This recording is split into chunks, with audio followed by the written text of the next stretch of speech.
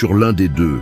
Peu importe qui tu es, ce que tu as fait ou ce en quoi tu crois, à cet instant même, tu es déjà engagé sur l'un des deux chemins. Il n'existe pas de c'est parce que ça l'est. Jésus n'a jamais laissé de place à un entre-deux. Le ciel et l'enfer ne sont pas des destinations aléatoires. Ce sont des résultats de choix quotidiens, conscients ou non. Beaucoup pensent être aux commandes de leur vie, alors qu'ils sont dirigés sans s'en rendre compte. Un simple « je verrai ça plus tard » peut déjà t'éloigner de Dieu.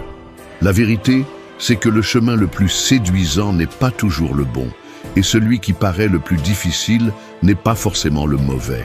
Et pire encore, la route large ne commence jamais avec des panneaux d'avertissement, elle commence avec des promesses attrayantes. Si tu penses pouvoir décider plus tard, peut-être que cette vidéo est le dernier avertissement que Dieu t'envoie. Alors regarde jusqu'au bout, l'enjeu est bien plus grand que tu ne l'imagines. Depuis le commencement, Dieu a confié à l'homme quelque chose qu'aucune autre créature n'a reçu, le pouvoir de choisir. Dans le jardin d'Éden, il a placé l'arbre de vie et celui de la connaissance du bien et du mal. Et il a dit, « Tu n'en mangeras pas » Genèse 2, 17. Mais regarde bien, il n'a pas mis de barrière autour, ni d'ange armé pour surveiller. Cela montre bien que le libre arbitre n'est pas un abandon divin, mais un honneur. Dieu voulait des enfants, pas des pantins. Adam et Ève avaient tout, la communion, la provision, la paix. Mais ils avaient aussi la liberté de dire oui ou non. Et ce choix a déterminé le destin de l'humanité. Le péché est entré par un oui donné à la tromperie. Pourtant, le fait de pouvoir choisir montre combien nous sommes aimés. Le Seigneur a préféré courir le risque de notre ingratitude, plutôt que de nous priver de la dignité de choisir. C'est un amour qui respecte, pas un contrôle déguisé en protection. Aujourd'hui, ce même libre arbitre est entre tes mains. Chaque décision a du poids, chaque action a des conséquences. La vie chrétienne ne se résume pas à obéir à des règles, mais à marcher avec discernement. Comme Josué l'a dit au peuple, « Choisissez aujourd'hui qui vous voulez servir » Josué 24, 15. Mais comment savoir si l'on choisit le bon chemin? Comment discerner quelle route mène à la vie et laquelle conduit à la perdition? Il y a quelque chose que Jésus nous a révélé et qui éclaire cette question. Jésus a été très clair lorsqu'il a parlé des deux chemins.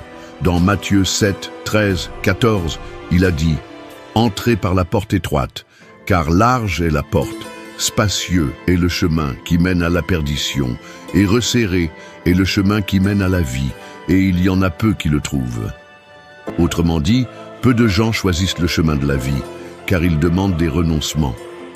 Le chemin large, lui, est bondé, acclamé, mais vide de sens. Le problème, c'est que le chemin large paraît inoffensif au départ. Il déborde de liberté, sans exigence, sans confrontation, sans croix. Mais, un peu plus loin, il fait payer le prix fort. Le diable n'est pas pressé, il séduit lentement, adoucit la route et ne révèle le précipice que quand l'âme est affaiblie. En face, le chemin étroit est resserré, mais chaque pas est rempli de la grâce de Dieu. Chaque douleur a un sens, chaque renoncement bâtit l'éternité. La vérité, c'est que personne n'entre au ciel par accident, mais beaucoup glissent vers l'enfer par facilité. Le confort du moment ne doit jamais valoir plus que la récompense éternelle. Le chemin étroit n'est pas populaire, mais il est sûr. Et même s'il est difficile, il offre une précieuse compagnie. Jésus marche aux côtés de ceux qui le choisissent. Mais pourquoi tant de gens se trompent-ils de route? Quelque chose d'invisible agit dans l'ombre. Et c'est ce dont nous devons parler maintenant. La Bible est catégorique. Une guerre est en cours à cet instant même, et ce n'est pas une guerre contre des êtres humains. Dans Éphésiens 6, 12, il est écrit « Nous n'avons pas à lutter contre la chair et le sang, mais contre les dominations, contre les autorités, contre les puissances de ce monde de ténèbres. » Il s'agit d'un combat spirituel qui touche directement nos décisions. Penser qu'on choisit seul, sans influence, c'est se bercer d'illusions. Le Saint-Esprit nous guide, nous convainc du péché et nous montre le chemin de la vérité. Mais en parallèle, l'ennemi agit avec ruse pour déformer la parole de Dieu. Il sait où frapper, quelles pensées suggérer, quels sentiments alimenter. C'est pourquoi Paul nous exhorte à revêtir toutes les armes de Dieu. Éphésiens 6:13. Car sans discernement spirituel, on finit par appeler le mal bien et à se détourner de la volonté du Père en croyant faire le bon choix. Lorsque tu hésites devant une décision morale, lorsque tu sens une attirance étrange vers ce qui est mauvais, sache que ce n'est pas qu'un trouble psychologique. Bien souvent, ce sont des forces qui cherchent à influencer tes choix. Et le pire, c'est qu'elles savent très bien se camoufler. Tous les pièges ne sont pas évidents. Parfois, ils prennent la forme d'un bon conseil, d'une opportunité ou même d'une bénédiction. Et c'est là que l'arme la plus subtile de l'ennemi entre en jeu. Satan n'est pas stupide, il est stratège. Dans la deuxième lettre aux Corinthiens 11:14, Paul avertit « Satan lui-même se déguise en ange de lumière ». Cela signifie qu'il ne vient pas toujours faire peur, mais plutôt séduire. Tu vois ce raccourci qui semble trop parfait? Cette offre sans effort? Cette relation qui ignore les principes mais paraît irrésistible? C'est souvent ainsi que le mal se présente, séduisant à l'extérieur, destructeur à l'intérieur. Le problème, c'est qu'en l'absence de discernement, le mensonge peut ressembler à un miracle. La personne croit que Dieu lui ouvre une porte, alors que c'est un piège tendu par l'ennemi. C'est pourquoi Jean nous enseigne à éprouver les esprits. Première lettre de Jean 4:1, car tout ce qui brille ne vient pas de Dieu. Le serpent dans le jardin d'Éden a utilisé des mots doux et a même mentionné le nom de Dieu, mais son but était de tuer, voler et détruire. Jean 10:10. Ce combat ne se gagne pas par la force humaine. Il ne se gagne qu'avec la prière, la parole et une vigilance constante. Le discernement spirituel devient une arme indispensable, car l'ennemi ne fait pas que rugir, il murmure aussi. Et celui qui n'est pas vigilant peut suivre cette voie en croyant faire le bien. Mais au milieu de tant de voix, il y en a une seule qui ne ment jamais, qui ne force jamais et qui appelle toujours avec vérité. Jésus ne crie pas, il appelle. Dans Apocalypse 3:20, il dit « Voici, je me tiens à la porte et je frappe. Si quelqu'un entend ma voix et ouvre la porte, j'entrerai. » Il ne force pas les cœurs, il attend. Dans un monde rempli de cris et de bruit, sa voix est douce, mais irrésistiblement puissante. Quand il dit « Suis-moi », il n'offre pas une religion, mais la vie, pas une routine, mais un but, pas un fardeau, mais une transformation. Le plus beau, c'est qu'il ne fait pas que montrer le chemin. Il l'emprunte avec nous. Contrairement aux faux guides qui disent « Vas-y », Jésus marche à nos côtés. Il nous soutient quand nous trébuchons et nous relève quand nous tombons. Dans Jean 10:27, il déclare « Mes brebis entendent ma voix, je les connais et elles me suivent. » Cet appel n'est pas pour ceux qui se croient dignes, mais pour ceux qui sont prêts à faire confiance et à obéir, même sans tout comprendre. L'invitation est lancée, mais la réponse n'est pas collective, elle est personnelle. Chaque personne, à un moment donné, entend cette voix. Cela peut être à travers une parole, une douleur, un rêve, ou même maintenant, pendant que tu écoutes ceci. Et ce que tu fais de cet appel change tout, car le temps pour décider n'est pas infini. Et la plus grande erreur spirituelle, c'est de croire qu'on a encore beaucoup de temps pour réfléchir. L'illusion du « je verrai ça plus tard » a éloigné beaucoup de la voie du salut. La Bible est claire dans Hébreux 3:15. Aujourd'hui, si vous entendez sa voix, n'endurcissez pas vos cœurs. L'ennemi n'a pas besoin que tu rejettes Jésus. Il lui suffit que tu repousses l'instant. Chaque plus tard est un risque, car nul ne sait s'il y aura un lendemain. L'éternité ne se décide pas plus tard. Elle se construit dès maintenant. Tandis que le monde te distrait, le ciel te regarde. Chaque décision, même minime, te rapproche d'un des deux chemins. Quand tu dis « je n'ai pas le temps pour Dieu », tu es, sans le savoir, en train de dire oui à l'autre côté.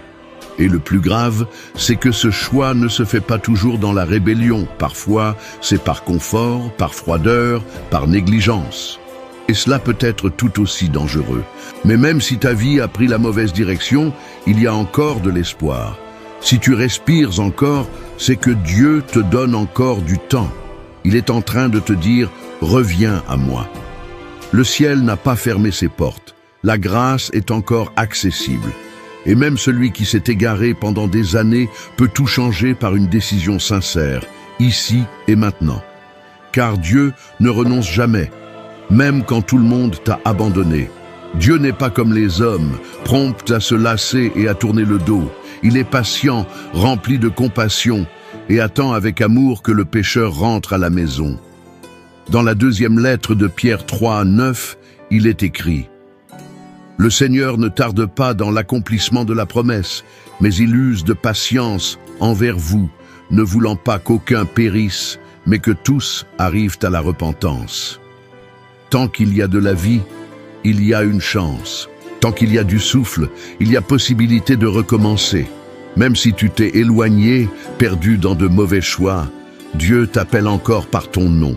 Il ne t'a pas oublié, même si toi tu l'as oublié. Comme le père du fils prodigue dans Luc 15, il te guette de loin, espérant te voir revenir. Et le plus merveilleux, c'est qu'il ne veut pas t'humilier, il veut te restaurer. Il court vers toi, te revêt d'honneur et prépare une fête. L'ennemi dira qu'il est trop tard, que c'est fini pour toi, que Dieu ne veut plus de toi. Mais tout cela est faux. La croix a été le plus grand cri d'amour de toute l'histoire, et elle tient encore debout. La porte de la grâce est encore ouverte, et il te suffit d'un pas sincère, un seul, car un jour, cette porte se refermera. Et alors, il n'y aura plus de choix, seulement des conséquences. Il arrive un moment où l'on ne peut plus fuir, soit tu choisis, soit le choix se fait sans toi. Dans Deutéronome 30, 19, Dieu dit « J'ai mis devant toi la vie et la mort, la bénédiction et la malédiction. Choisis donc la vie afin que tu vives. » Cette décision est personnelle. Personne ne peut décider à ta place. Ne pas choisir, c'est déjà choisir. Et dans ce cas, c'est un jeu bien trop dangereux. Chaque être humain se retrouve un jour à une croisée des chemins. D'un côté, la porte large, confortable, populaire, mais qui mène à la perdition. De l'autre, la porte étroite, qui demande des renoncements, mais conduit à la vie éternelle. Et entre les deux, il y a ton cœur. Jésus ne cherche pas à te convaincre par la peur, mais à t'attirer par la vérité. Mais il ne marche qu'avec ceux qui se positionnent. Aujourd'hui, Dieu ne te demande pas des explications, il te demande une décision. Il n'attend pas de toi la perfection, mais la sincérité. Ce n'est pas une question d'être assez bon, c'est une question de lui faire assez confiance pour le suivre. Car en fin de compte, il n'y a que deux chemins, deux maîtres, deux destinations. Et ignorer cela, c'est la plus grande erreur de la vie. Alors, devant ce choix, quelle sera ta réponse ? Tu as peut-être passé toute ta vie à marcher sur le mauvais chemin, mais tu n'es pas obligé de faire un pas de plus dans cette direction. Jésus ne t'a pas appelé à être un numéro dans la foule, il t'a appelé à être sauvé. Ce n'est pas une question de religion, mais de rédemption. Il ne s'agit pas de porter la culpabilité, mais de vivre la grâce. Si aujourd'hui le Saint-Esprit a touché ton cœur, ne l'endurcis pas. La décision que tu repousses pourrait être celle qui te manquera demain. La croix n'était pas symbolique, elle était réelle. C'était du sang, de la douleur, un choix. Jésus est mort pour toi avant même que tu ne viennes au monde. Et aujourd'hui, il t'appelle à vivre avec lui. Pas seulement au ciel, mais dès maintenant, avec un but, une direction et une paix que le monde ne peut offrir. Celui qui croira et sera baptisé sera sauvé. Marc 16, 16. Mais celui qui refuse cet appel ne pourra pas dire plus tard qu'il ne savait pas. Alors maintenant, si ce message t'a parlé, écris ici en commentaire « Je choisis le chemin de la vie ». Que ce soit le premier pas d'un nouveau départ. Que Dieu te bénisse aujourd'hui et pour toujours. Amen.